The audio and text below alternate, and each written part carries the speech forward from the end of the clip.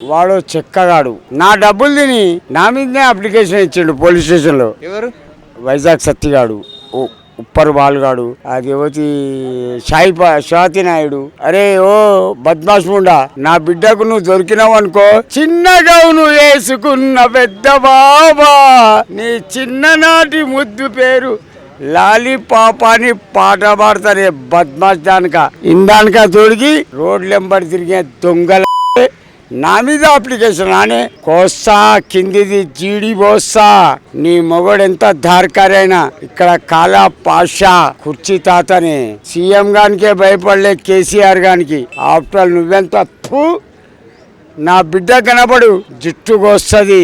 Next మరి వైజాగ్ సత్యనే ఒక సంవత్సరం అంతా వాళ్ళ ఇంట్లో ఉన్నావంట. వాడి బతుకుల నాతోని వాడు సంపాదించాడు, వాడితో నేను సంపాదించాలి చెక్క నా కొడుక. నెక్స్ట్ గుంటూరు కారం సినిమాలో ఆఫర్ మీకే ఇప్పించారంట. ఎవడిప్పించిండు? వైజాగ్ సత్య. వాని బతుకుల వాడిని ఎవడు గుర్తుపడతాడా? ఎవడు గుర్తుపడతాడు? చెక్కల జోడుకును త్రివిక్రమ్ రావా లేకపోతే మహేష్ బాబా శ్రీలీలా. ఇక్కడ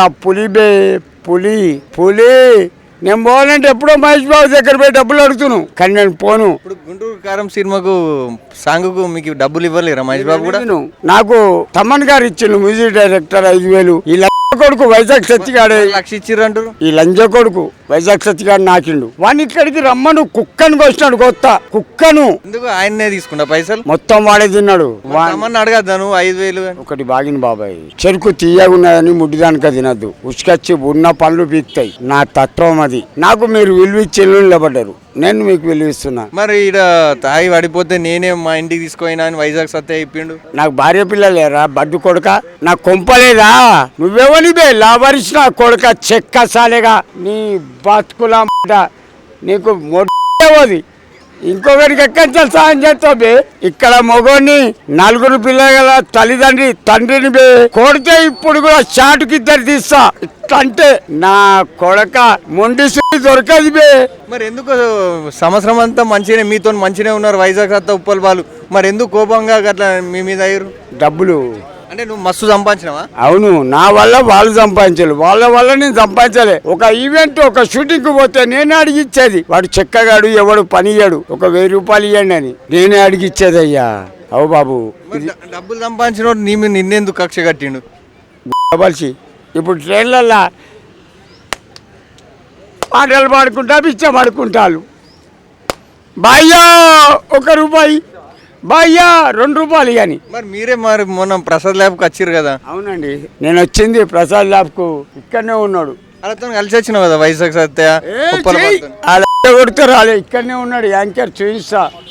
ఓయ్ ఓయ్ అగో అతనితో నచ్చిన ప్రసాద్ ల్యాబ్స్ ఒకటే సీట్లు పక్కన సీట్లు ఊసూరు నేను చూసి. అగో అతనితో ఆ కండబడ్డాడు చూడండి. ఓయ్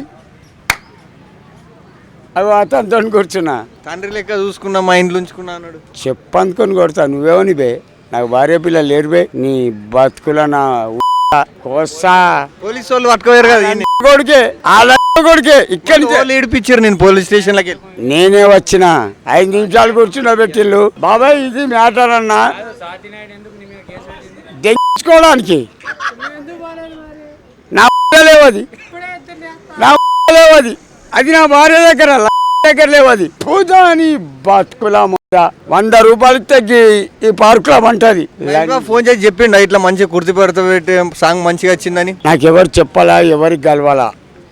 ఒకవేళ సినిమా ఆఫర్లు వచ్చినాయా? 4th month లో ఉంది.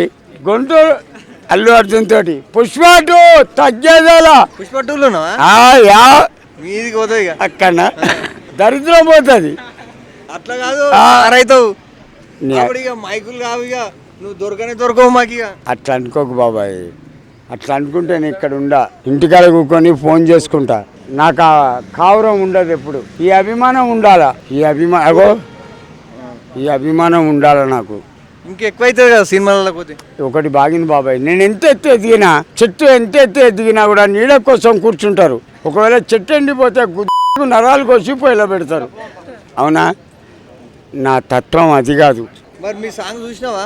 కుర్చీ మడత పెట్టి నూకలేమో నాకిస్తావు, మేకలేమో నీకిస్తా.